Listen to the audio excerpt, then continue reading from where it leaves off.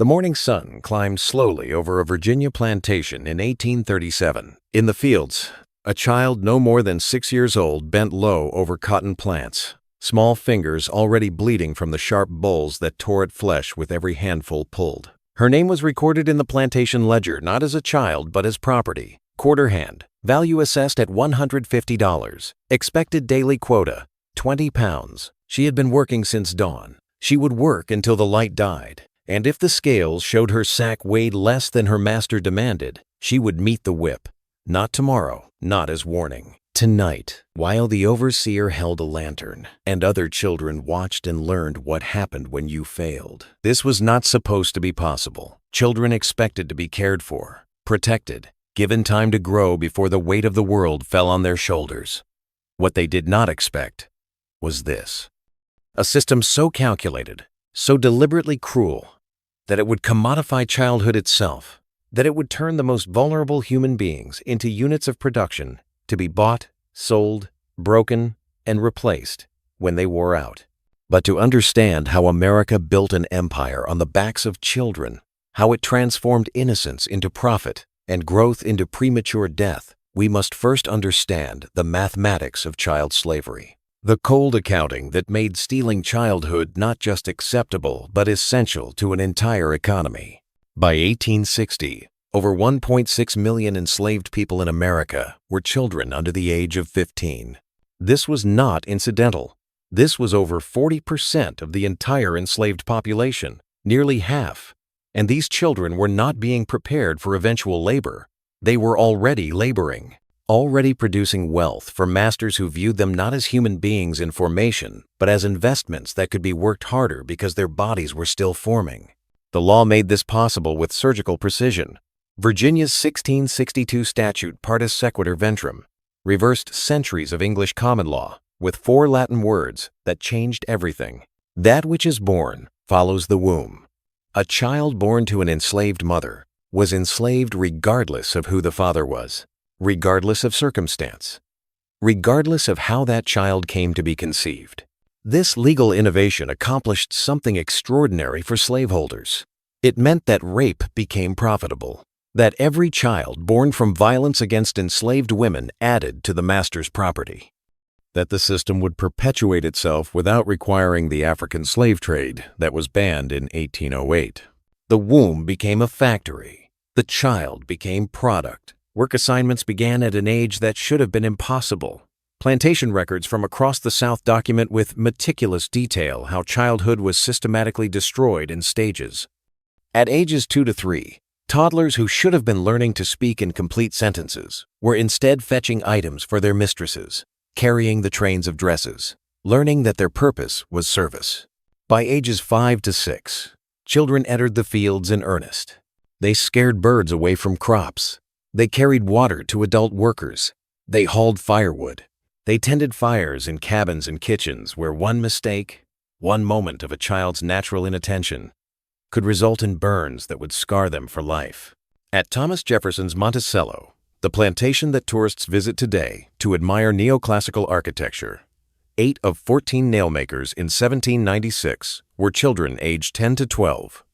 They were required to produce 10 pounds of nails daily, 10 pounds, from hands that had not yet finished growing, using tools and forge fires that could maim or kill with one error.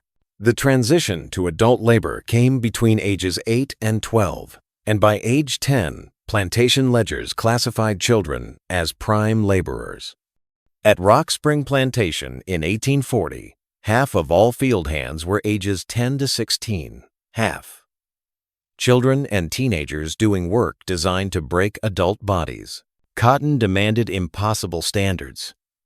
The average adult worker was expected to pick 150 pounds per day during harvest season.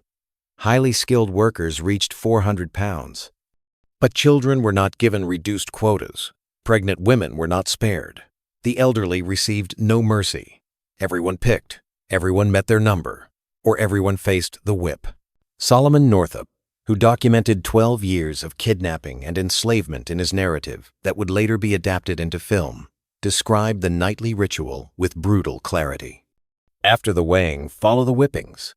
If you met your quota yesterday, it increased today. The scale was not a measure of accomplishment, but a weapon of perpetual escalation. Work lasted from sunrise to sunset. A 10-minute break for lunch was the only respite. The plantation bell controlled every moment.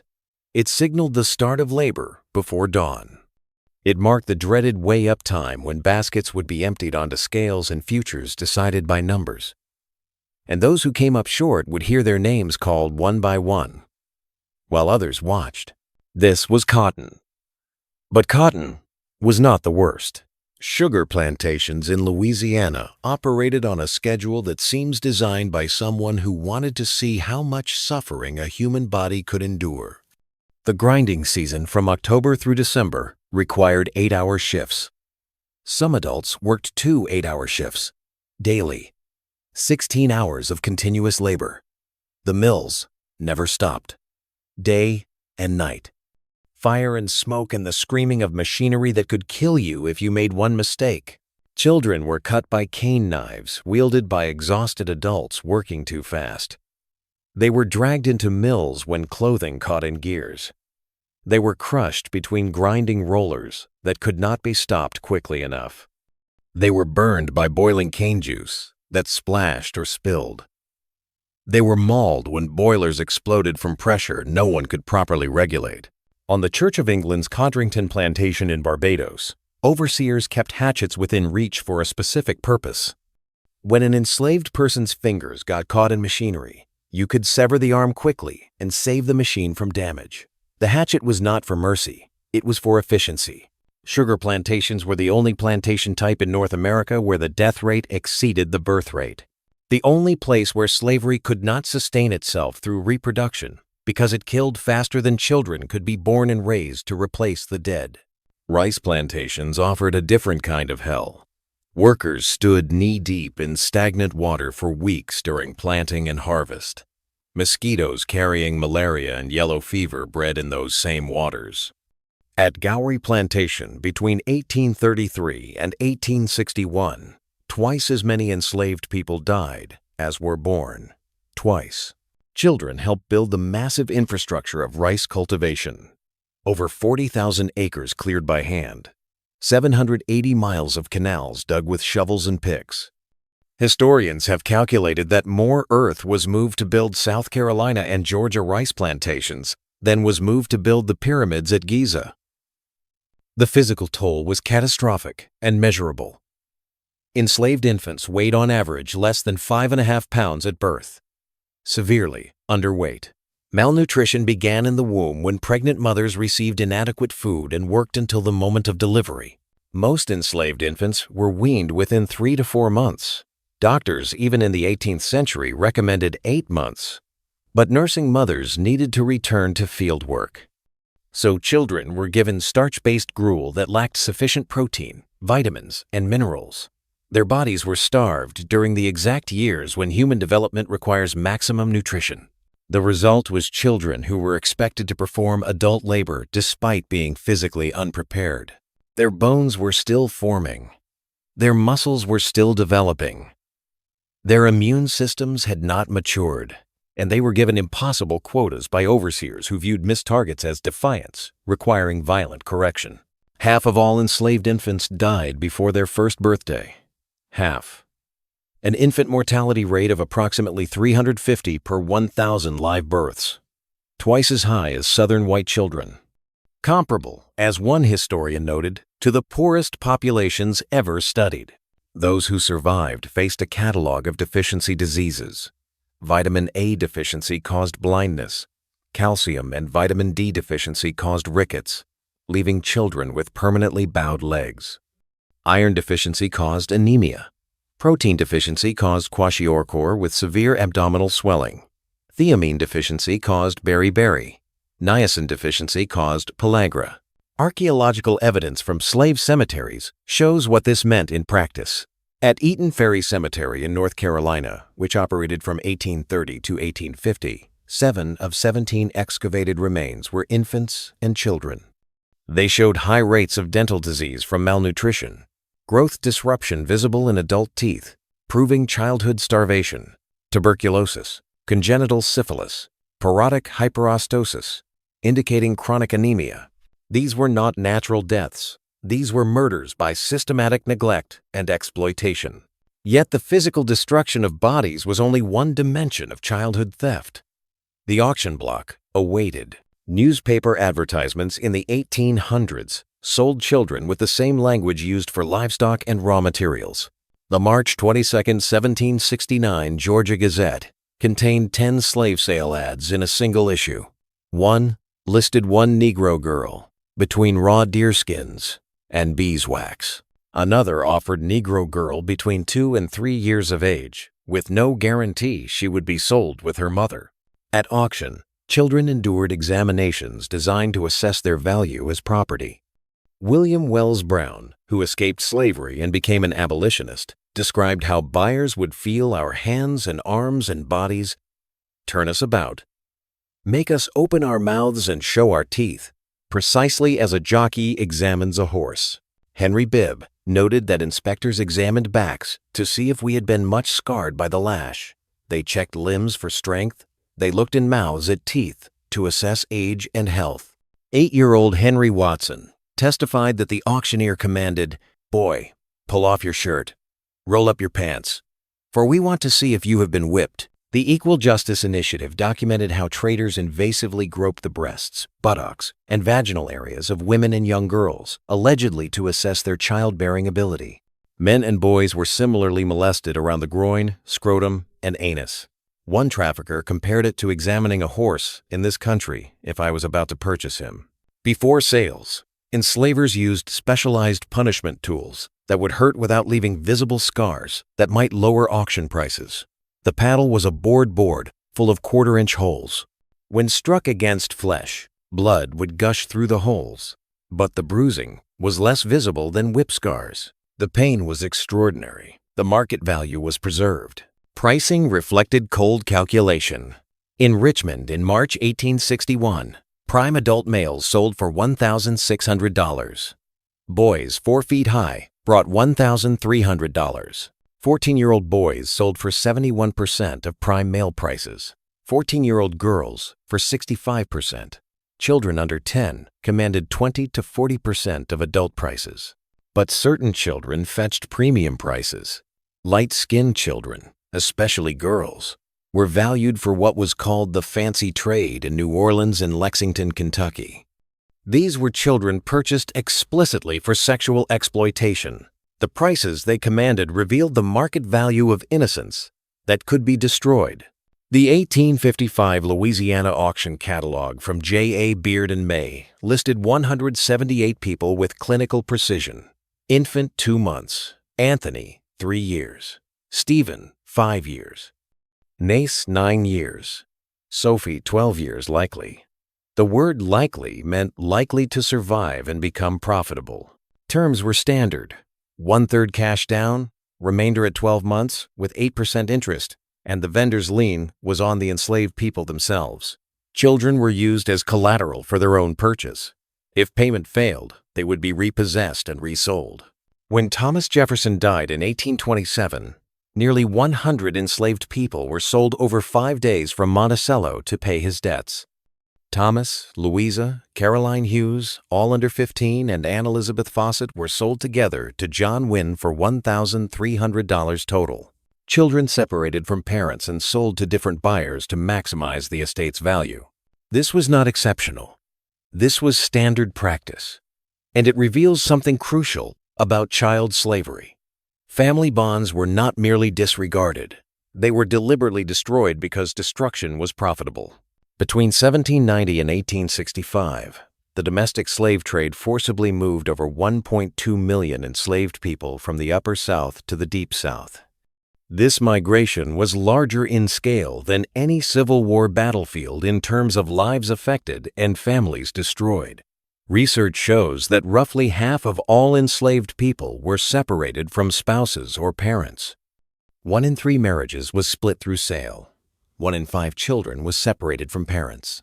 Josiah Henson witnessed this devastation firsthand as a child. At his master's estate sale, my brothers and sisters were bid off first, and one by one, while my mother, paralyzed by grief, held me by the hand. When his mother begged a buyer to purchase her child too, she fell at his feet and clung to his knees, entreating him. The buyer responded with violent blows and kicks. Henson later wrote about how the trauma imprinted permanently. Young as I was, then the iron entered into my soul. The remembrance of the breaking up of McPherson's estate is photographed in its minutest features in my mind. The crowd collected round the stand, the huddling group of Negroes, the examination of muscle, teeth, the exhibition of agility, the look of the auctioneer, the agony of my mother. I can shut my eyes and see them all. The largest recorded slave auction in United States history became known as the Weeping Time. On March 2nd and 3rd, 1859, at the Ten Broeck Racecourse in Savannah, 436 people were sold to settle plantation debts. The event was named for the widespread anguish as families were torn apart. Journalist Mortimer Thompson infiltrated as a fake buyer and reported rain pouring as the wind howled outside, while families begged to stay together.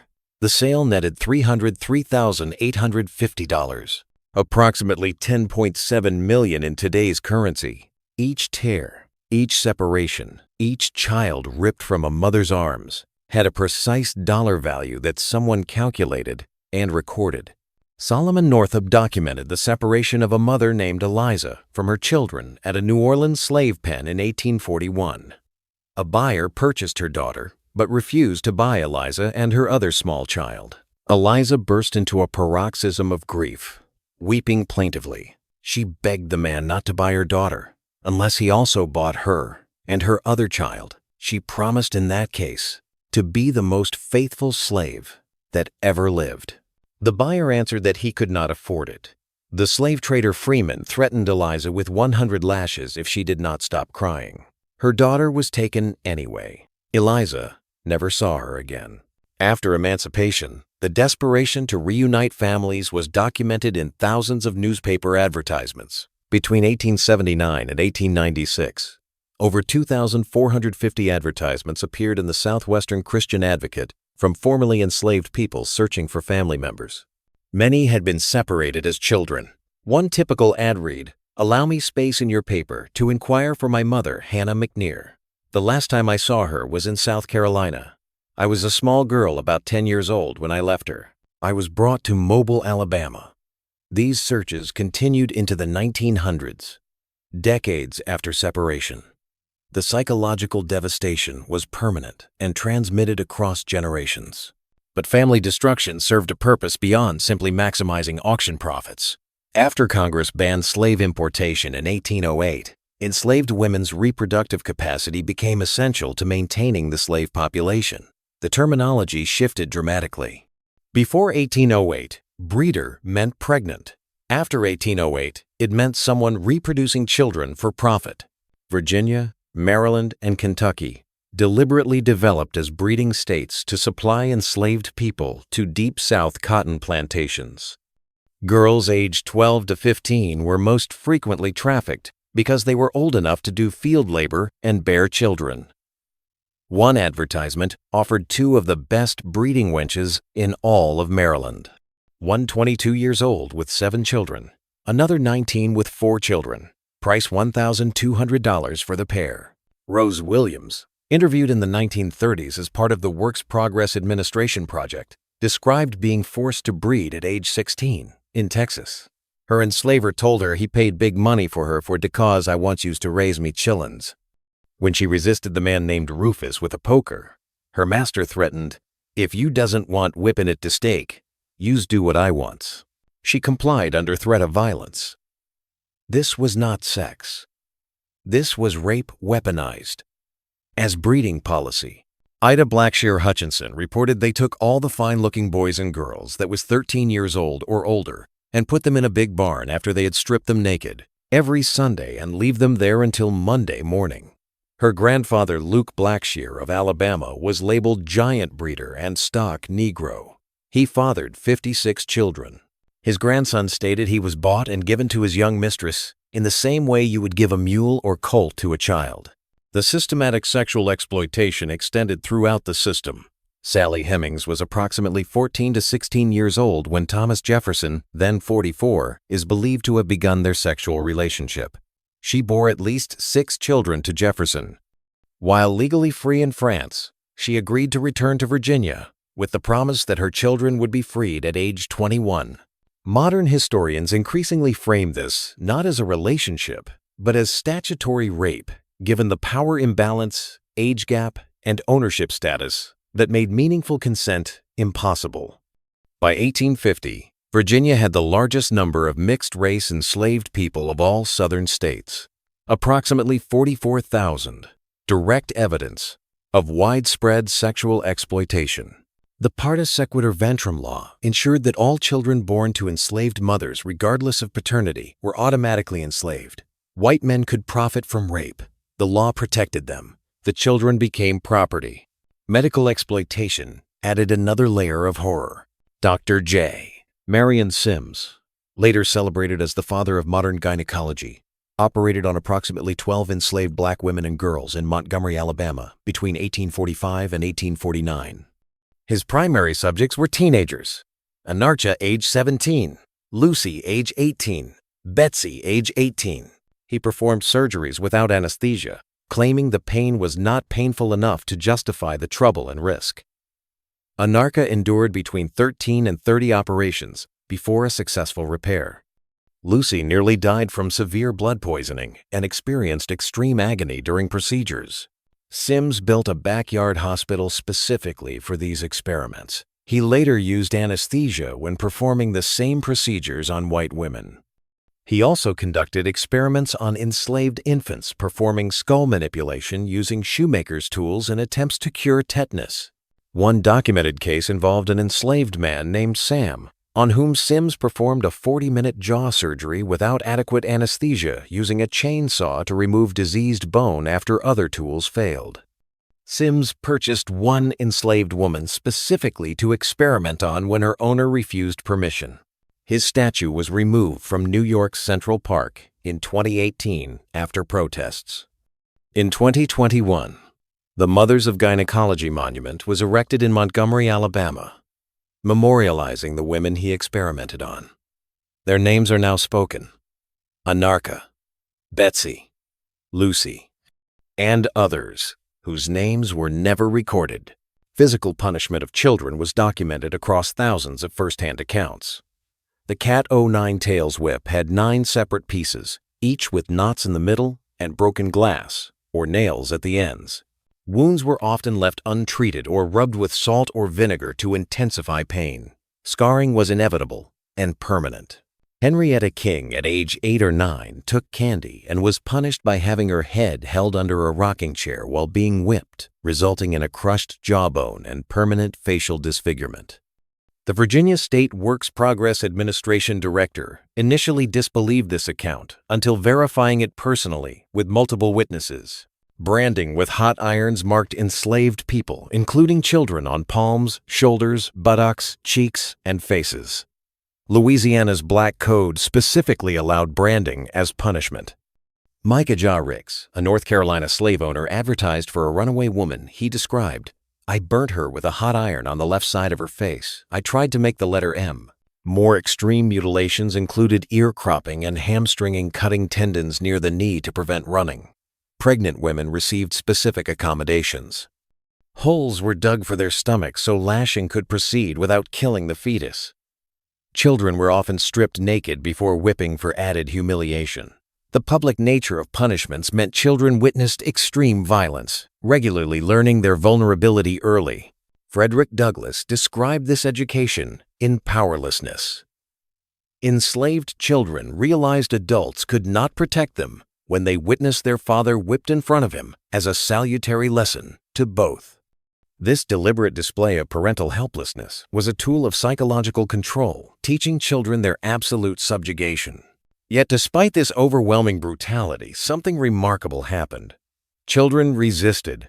Secret learning became an act of defiance punishable by death.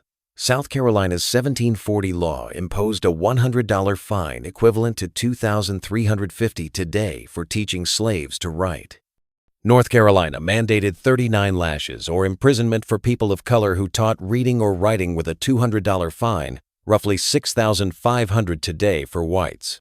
Louisiana imposed a $500 first offense fine, $16,000 today for instructing a free black person in Sunday school, and the death penalty for a second offense. In Virginia, Bishop William Henry Hurd remembered that any slave caught writing suffered the penalty of having his forefinger cut from his right hand. Yet children learned anyway. Susie King Taylor described attending a secret school in Savannah, Georgia, run by a free black woman named Mrs. Woodhouse. The school taught 25 to 30 children who arrived every day about 9 o'clock with our books wrapped in paper to prevent the police or white persons from seeing them. We went in one at a time through the gate into the yard to the L kitchen, which was the schoolroom. Frederick Douglass taught himself to read at age 12 after his master said education would make a slave unfit to be a slave. This convinced Douglass that education was the pathway to freedom. He bartered bread with white children for reading lessons, intentionally mispronouncing words so children would correct him. Despite comprising only 5 to 10% of the enslaved population, literate enslaved people wielded disproportionate influence. Among Kentucky runaways, 20% could read and 10% could write, skills that enabled forging passes, sending messages, and organizing resistance. Cultural preservation sustained identity and hope. Spirituals encoded escape instructions. Wade in the water told fleeing slaves to travel in water to evade tracking dogs. Follow the drinking gourd provided directions to follow the Big Dipper constellation to the North Star. Swing Low, Sweet Chariot referenced Underground Railroad transportation. At age 16, Frederick Douglass physically fought back against Edward Covey, the Negro breaker his master had hired to break his spirit through brutal whippings. The fight was a turning point. Douglass later wrote that resisting Covey rekindled the few expiring embers of freedom, and that fighting back meant more than any number of speeches could convey. The economic value of enslaved people reached over $4 billion by 1860. One of the largest capital assets in the United States. Children represented future labor breeding potential for girls' sale value that increased with age and skills and collateral for loans. Enslaved people were used as partial to full collateral in 8 out of 10 loans, allowing slaveholders to access tremendous additional wealth. Insurance companies profited from enslaved children's lives. The Baltimore Life Insurance Company of Maryland dominated Virginia's slave insurance market from 1830 to 1867. In January 1855, Joseph Winston insured 11-year-old Andrew for $400 for 7 years to work in a cotton factory. Andrew died before the policy expired. After multiple enslaved children died in the 1859 Bright Hope mine explosion, insurance payouts went entirely to slaveholders, not victims' families. The policies on their lives enriched the people who had worked them to death. The Dred Scott decision of 1857 crystallized the legal framework when Chief Justice Taney ruled 7-2 that no person of African ancestry could claim United States citizenship. Scott had sued for freedom for himself, his wife Harriet, and their 2 daughters Eliza and Lizzie around age 10 when originally filed. Taney wrote that enslaved people had no rights, which the white man was bound to respect. A decision considered the worst Supreme Court ruling in American history. The Works Progress Administration's slave narratives collected between 1936 and 1938 comprised nearly 10,000 pages of first-hand testimony from approximately 2,300 formerly enslaved people across 17 states. Though collected 70-plus years after emancipation, when most interviewees were in their 80s and 90s, these narratives remain invaluable primary sources. Martin Johnson told his interviewer, "Lots of old slaves closes the door before they tell the truth about their days of slavery. When the door is open, they tell how kind their masters was and how rosy it all was." 90-year-old Liza McGee was hesitant about talking freely as she feared the white people were planning to enslave her again. Yet even with these constraints, the narratives documented children starting work at ages 2 to 3 parents, sold away with no further contact, brutal whippings witnessed as children, and the pervasive terror of potential sale. Contemporary research on intergenerational trauma provides empirical support for what descendants have long known. African Americans experience diabetes, high blood pressure, heart disease, and prostate cancer at double the rates of white Americans. Black men are 5 times more likely to be incarcerated. The wealth gap persists. Average white families have roughly 10 times the wealth of average black families. Between 1879 and 1896, over 2,450 post-emancipation newspaper advertisements documented formerly enslaved people desperately searching for family members. Separated decades earlier. Searches that continued into the 1900s. This Lost Friends database reveals the enduring trauma of family destruction. The wealth generated through child slavery, estimated at $12 trillion in current dollars, created the foundation for generational white wealth while simultaneously destroying black families and communities. The psychological trauma, though transmitted across generations through both learned behaviors and structural racism, coexists with inherited resilience and resistance. The children who survived slavery and passed down their testimonies left an imperative to remember what happened, to document it fully, to teach it honestly, and to address its continuing impacts. Their stolen childhoods, their commodified bodies, their separated families. All of it demands not only historical acknowledgement, but contemporary action to address the inequalities that persist. Because in the end, this was not ancient history. The last documented survivor of American slavery, Sylvester McGee, died in 1971. There are people alive today whose grandparents were enslaved as children. The distance is not as great as we pretend. And that is why you would never expect it. That a nation built on principles of liberty and justice for all would systematically destroy the childhood of over 1.6 million human beings. That it would calculate the dollar value of a 6-year-old's labor. That it would separate babies from mothers to pay debts. That it would experiment on teenagers without anesthesia. That it would whip children for failing to pick enough cotton. History does not forget. The plantation ledgers remain. The auction records survive. The testimonies echo across generations. And neither should we.